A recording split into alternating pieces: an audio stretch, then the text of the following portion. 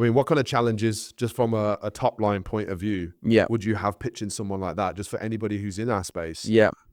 to kind of know how to navigate that? So pitching a roofer, for example, who only Nothing against Glasgow, by the way. no, yeah, who only does roofs versus a garden room company, two different conversations. The garden room company is probably a lot more sophisticated from a marketing perspective than the roofer maybe. So the roofer would deal in very more quantifiable stuff. So things like how many customers am I going to go and pitch?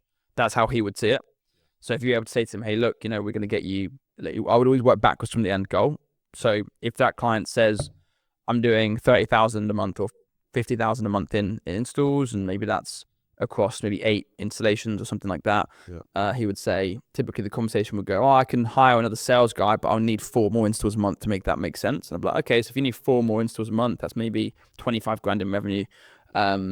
You probably let's pay on the safe side and say you're going to need about, I don't know, 12 to 15 appointments, qualified appointments. So if we can get you qualified, confirmed appointments, let's say with houses that are valued at 300k or more, for example, would you be happy to proceed on a basis of paying us on average X amount per appointment? And it doesn't mean you have to charge an appointment. I just mean you have to break it down in that way so they understand it.